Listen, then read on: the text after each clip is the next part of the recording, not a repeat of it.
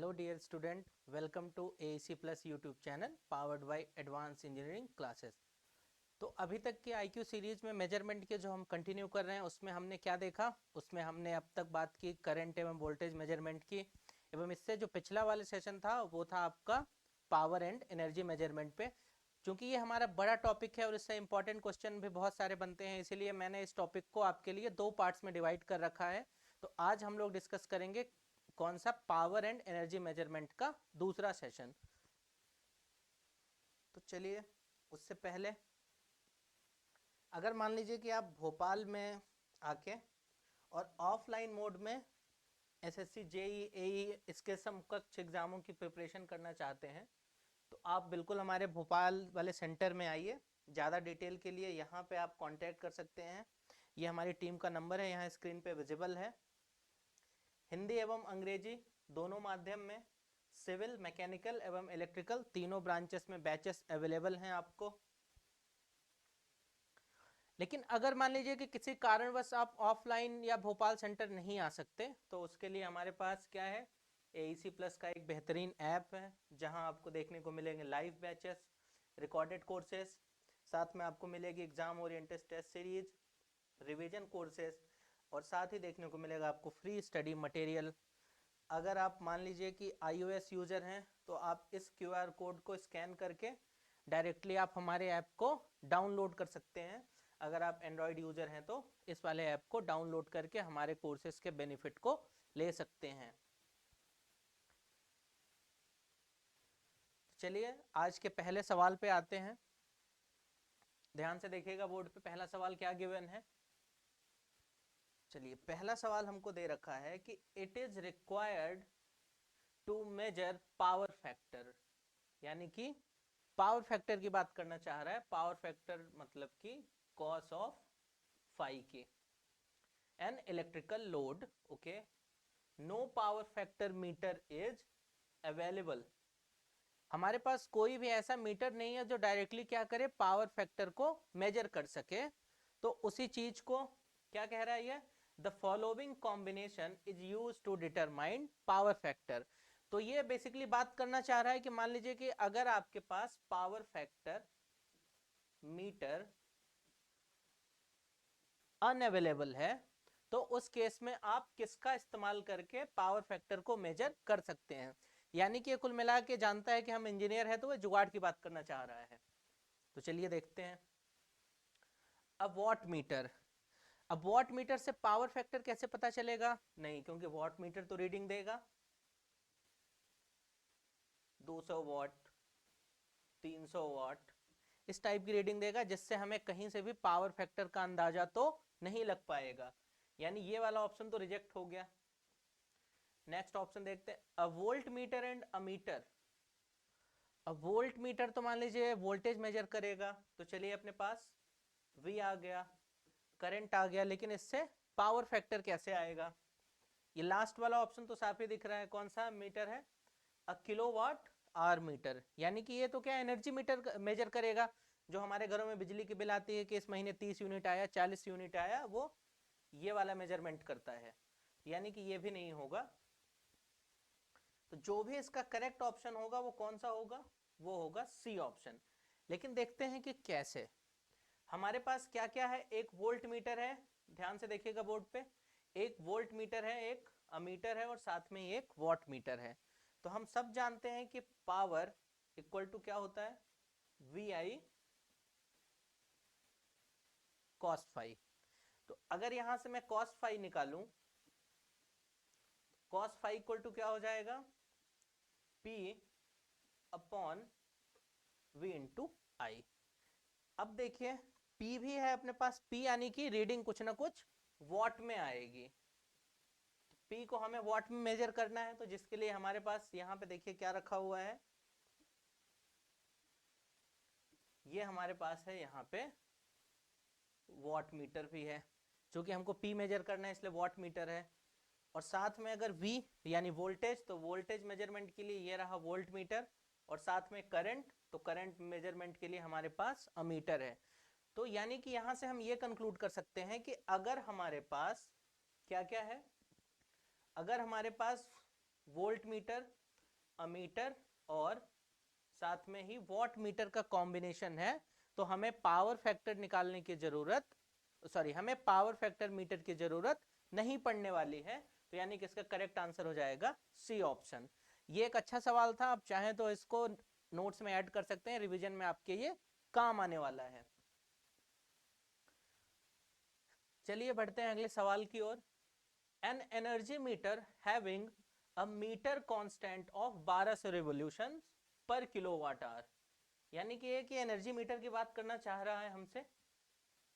1200 revolution इसका metre constant दे रखा है, यानी कि अगर मैं बात करूं k इक्वल टू 1200, किस में दे रखा है ये, रिवॉल्यूशन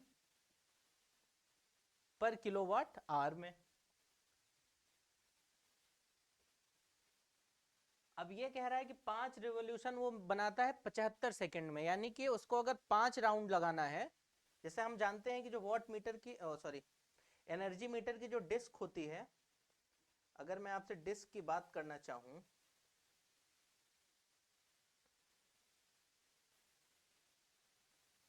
तो ये क्या हो जाएगी हमारे पास, ये यहां पे हमारे पास डिस्क हो जाएगी, यानी कि ये जो डिस्क है ये कितने रिवॉल्यूशन लगाती है, ये लगाती है 5 रिवॉल्यूशन, कितने में, 75 सेकंड में। 5 रिवॉल्यूशन लगाती है 75 सेकंड में। तो अगर मैं ये देखिए, ये बचपन वाली बात है जिसको हम बोलते थे एकिक नियम लगाना पड़ेगा। तो 75 सेकंड में वो लगा रही है 5 रिवॉल्यूशन, तो एक सेकंड में, तो एक सेकंड में लगाएगी वो 5/15, यानी कि 5 बटे, माफ करिएगा 75 होगा, तो 1/15 क्या हो जाएगा ये रिवॉल्यूशन। ये लगा रही है एक सेकंड में, तो एक घंटे में कितने रिवॉल्यूशन लगाएगी, एक घंटे की अगर मैं बात करना चाहूं इन 1 आवर, तो 1 आवर में लगाएगी ये 3600 भागे 15, तो यहां से ये कितना निकल के आएगा, 3600 भागे 15 अगर मैं कर दूं तो, चलिए इसको सॉल्व करके देखते हैं कि 3600 भागे 15 कितना आने वाला है। यानी ये आ रहा है 240 रेवोल्यूशन। कितने रेवोल्यूशन, यानी एक घंटे में वो डिस्क लगा रही है 240 रेवोल्यूशन। तो हमको इसमें बताना है कि द लोड पावर कितनी होगी। अब देखिए ध्यान से देखिए कि यहां पे हमारे पास नंबर ऑफ रिवोल्यूशन आ चुके हैं। तो अगर मैं यहां से ये लिखूं, आप लोग ध्यान से देखिए यहां पे दिख रहा है 1200 बराबर रिवोल्यूशंस। अब हमारे पास रिवोल्यूशंस कितने हैं, 240। ध्यान रहे कितने घंटे में है, एक घंटे में। तो नीचे किलोवाट आवर, अगर आवर में मैं एक रख दूं तो एक से तो कुछ होगा नहीं, और ये नीचे किलोवाट, यानी अब यहां पे जो भी पावर आएगी वो किलोवाट में आने वाली है। तो यहां से हमारी किलोवाट में पावर कितनी हो जाएगी, ये हो जाएगी 240 भागे 1200। तो यानी कि अगर मैं इसको करूं तो 0 से 0 कैंसिल, ध्यान देखिएगा इस कैलकुलेशन को ध्यान से, और 24 ये क्या हो जाएगा, 5 120, 1/5 किलोवाट। अगर मान लीजिए इसको वॉट में कन्वर्ट करना हुआ तो हमें 1000 से मल्टीप्लाई करना होगा, यानी कि 200 वॉट इसका क्या आ जाएगा, करेक्ट आंसर। यानी इस सवाल का सही आंसर हो जाएगा 200 वॉट। इस टाइप के सवाल एनर्जी मीटर के आपके एग्जाम में कई बार पूछे गए हैं, तो मैं इंसिस्ट करूंगा कि आप इस टाइप के सवालों को अभ्यास करके देखें, तभी आप एग्जाम में अच्छा कर पाएंगे। इस टाइप के एनर्जी मीटर के सवालों की खासियत क्या है कि ये आपको यूनिट्स में कंफ्यूज कर सकता है, तो उसका आप ध्यान रखिएगा। तो यहां से इसका आंसर कितना आ जाएगा, देखिए चूंकि 1/5 किलोवाट आया था, यानी 1/5 इंटू 1000, तो ये हो जाएगा 200, यानी कि इसका करेक्ट आंसर हो जाएगा सी। यहाँ पे ये वाली बात हमको ध्यान रखनी थी कि रिवोल्यूशन कांस्टेंट की जो भी यूनिट है मीटर कांस्टेंट की, वो रिवोल्यूशन पर किलोवाट आवर होती है। पर चूंकि हमने यहाँ आर को एक घंटे कंसीडर किया है, इसलिए यहाँ पे एच को हमने 1 ले लिया और हमारा आंसर यहाँ पे आ गया है 200 वॉट। चलिए अगले सवाल की ओर बढ़ते हैं। अगला सवाल हमको क्या गिवन है कि the pressure coil of dynamometer type watt meter. ये देखिए, ये इसमें ज्यादा कुछ दिमाग लगाने वाली बात नहीं है, ये एक रटा रटाया सा सवाल है। तो इसमें हाईली रेजिस्टिव इस्तेमाल करते हैं हम। जो भी प्रेशर कॉइल होती है डायनेमोमीटर टाइप वॉट मीटर की, वो हाईली रेजिस्टिव हुआ करती है, तो इसको आप याद रख सकते हैं। चलिए अगला सवाल देखिए क्या गिवन है हमको। अब देखिए ये वाला सवाल देखिए यहाँ पे ध्यान से। ये मैंने सवाल खास आप लोगों के लिए रखा है क्योंकि मैं इस टॉपिक में आपको समझाना चाहता हूँ कि कैसे वो एनर्जी मीटर के सवालों में आपसे यूनिट के कारण वो गलती करवाएगा। तो ampere out DC is rated for 20 ampere 250 volt, ठीक है। The metre constant is 15 ampere per second upon revolution. अब देखिए यहाँ पे जो हमारा कांस्टेंट दे रखा है के, वो दे रखा है 15 और यूनिट पे ध्यान दीजिएगा, एम्पियर सेकेंड पर रिवोल्यूशन, ठीक है। The metre constant eight rated voltage में बी एक्सप्रेस्ड एज। अब जनरली हम ये जानते हैं कि जो भी हमारे मीटर कांस्टेंट की यूनिट है, यानी कि जनरली क्या होना चाहिए था unit, revolution per kilowatt hour. यानी कि अब हमको इस यूनिट को रिवोल्यूशन पर किलोवाट आवर में ले जाना है। तो देखिए ध्यान से देखिएगा, ये 15 एम्पियर पर सेकेंड दे रखा है।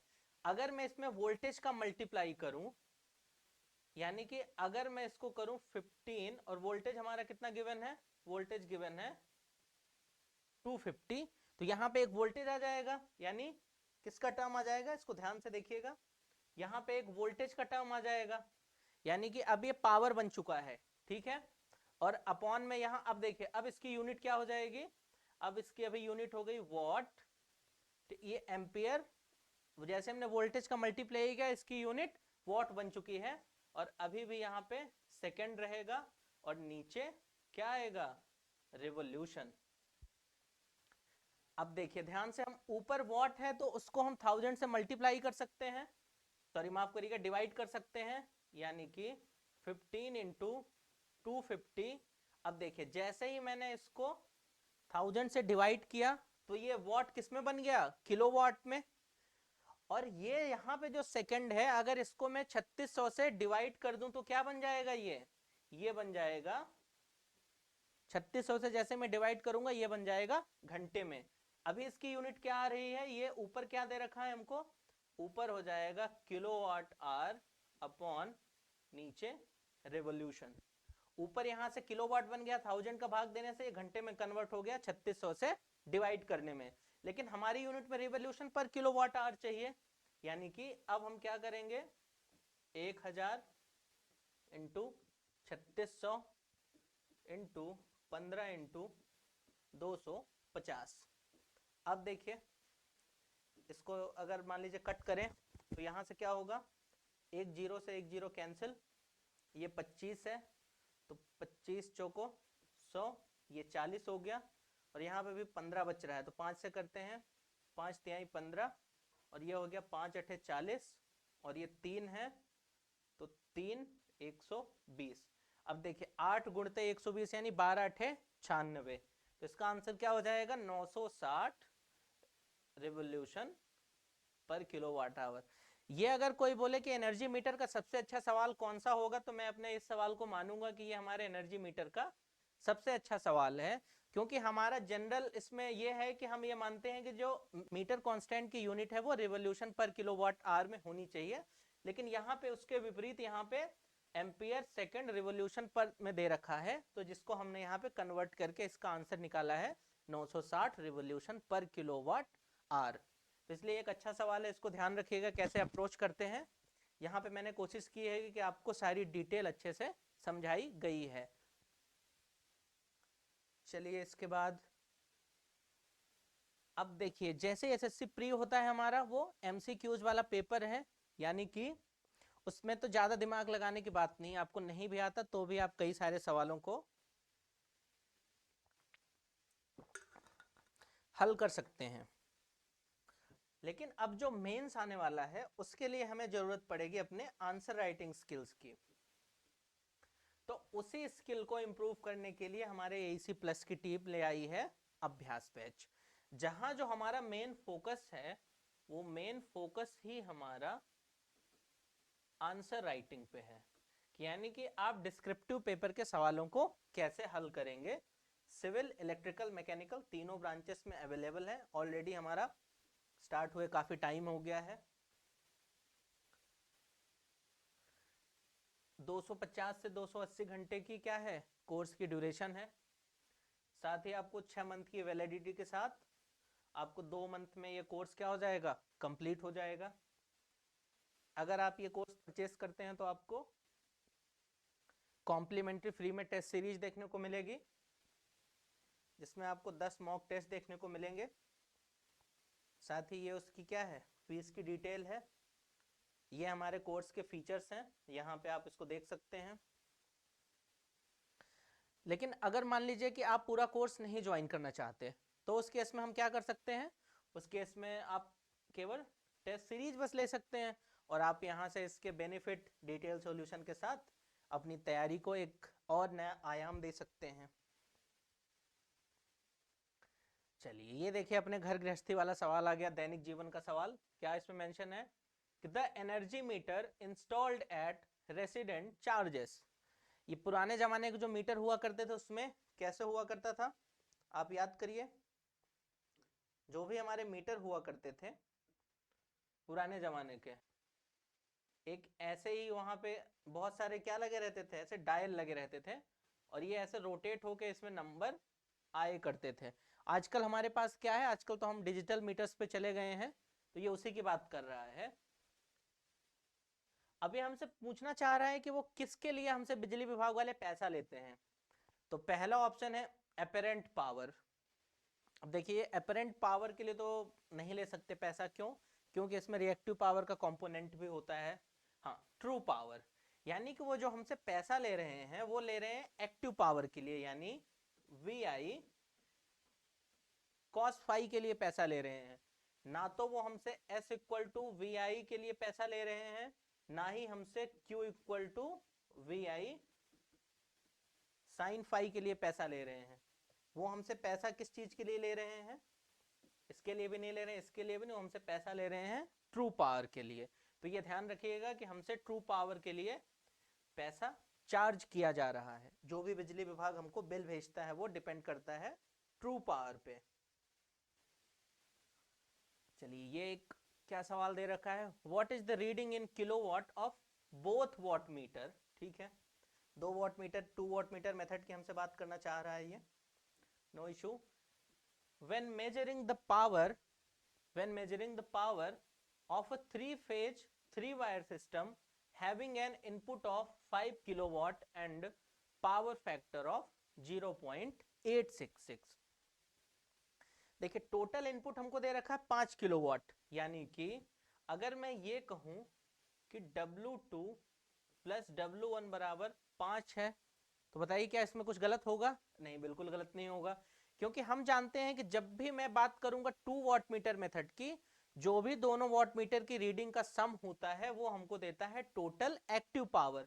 अब यहां से ध्यान में देखिएगा यूनिट किलोवाट में मेंशन है, यानी कि ये 5 किलोवाट क्या दे रखी है, ट्रू पावर की बात करना चाह रहा है। ठीक है, और हमको अलग अलग रीडिंग निकालनी है, यानी कि हमको निकालना है W2 एंड W1। अब पावर फैक्टर मेंशन है 0.866, यानी कि यहां से फाई की वैल्यू निकल के कितनी आ जाएगी, cos फाई 0.866 है, तो फाई की वैल्यू निकल के आ जाएगी 30 डिग्री। तो देखिए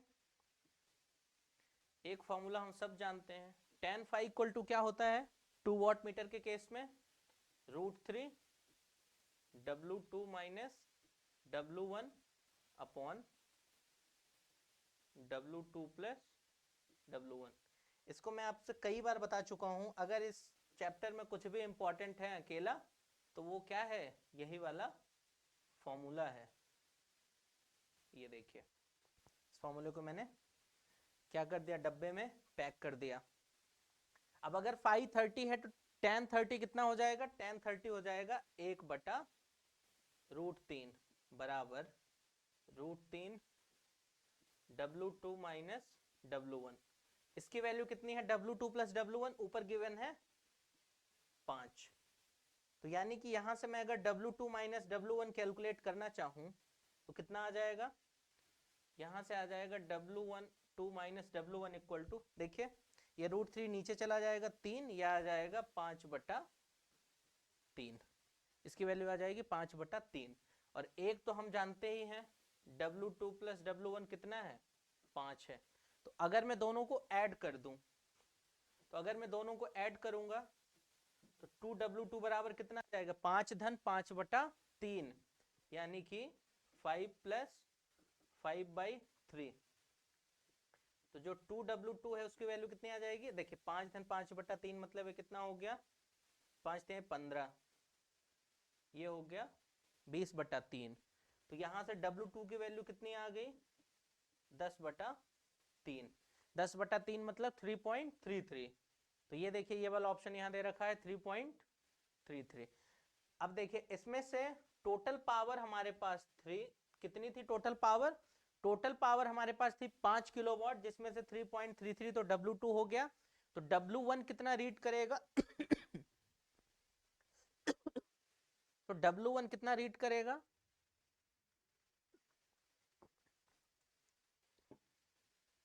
इधर देखिएगा, यहां पे मैं इसको लिख रहा हूं। W2 ने रीड कर लिया कितना? 3.33। तो W1 कितना रीड करेगा? 5 माइनस 3.33 यानी कि 1.67। तो यहां से इसका क्या हो जाएगा? बी करेक्ट आंसर हो जाए। इस चैप्टर के सारे सवाल इस अकेले फॉर्मूले पे बेस्ड होते हैं। मेजॉरिटी ऑफ सवाल आप चाहें तो इस वाले फॉर्मूले को आप अगर अच्छे से समझ लेंगे कि यहाँ W2 क्या है, W1 क्या है, तो आप इस टाइप के सारे सवालों को आराम से हल कर सकते हैं। चलिए बढ़ते हैं इस सीरीज के आखिरी सवाल की ओर। क्या दे रखा है? If 2 what in 2 watt meter method, देखिए फिर से वही 2 वॉट मीटर मेथड का सवाल है। Measuring 3 phase power factor is 0.5। अब अगर मान लीजिए कि पावर फैक्टर यानी कि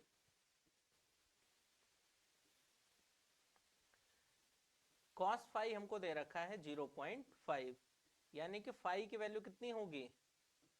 60 डिग्री। ठीक है। Then 1 of the watt meter will read, हमसे पूछा है कि तब 1 वॉट मीटर क्या रीड करेगा? अब ध्यान से देखिए कि जो W1 था हमारा वो क्या था? VL IL cos phi plus 30। अब अगर मान लीजिए यहां कोई फाई की वैल्यू 60 रखे तो ये कितना हो जाएगा? cos 90 यानी 0। यानी 1 वॉट मीटर तो हमको पता है कि कितना रीड करेगा? 0 रीड करेगा। तो ऐसा कौन सा ऑप्शन हमको गिवन है जहां 1 वॉट मीटर 0 रीड कर रहा है? C option. यानी इसका करेक्ट आंसर क्या होगा? C option. तो इन सारे सवालों के माध्यम से मैंने आपको समझाया कि कैसे हम एनर्जी एंड पावर मेजरमेंट को समझ सकते हैं। ऐसी मुझे उम्मीद है कि आपको ये वाला सेशन हेल्पफुल रहा होगा आपको। और अगर मान लीजिए आप किसी पर्टिकुलर सेशन में वीडियो चाहते हैं तो आप उसको कमेंट सेक्शन में बता सकते हैं। हमारी पूरी टीम कोशिश करेगी कि आपको वो वाला टॉपिक पे भी वीडियो लेके आए। अब अगर मान लीजिए आपको कोई डाउट आता है तो इसके लिए हमारे पास ये टेलीग्राम चैनल अवेलेबल है, जिसको आप सर्च करके या तो आप इस लिंक पे चले जाइए या डायरेक्टली आप इसको सर्च कर सकते हैं। चलिए, तो इस सेशन में बने रहने के लिए आपका धन्यवाद। हमारे चैनल को लाइक करिए, शेयर करिए, सब्सक्राइब करिए एवं इंस्टेंट नोटिफिकेशन के लिए आप बेल आइकन को प्रेस कर सकते हैं। धन्यवाद।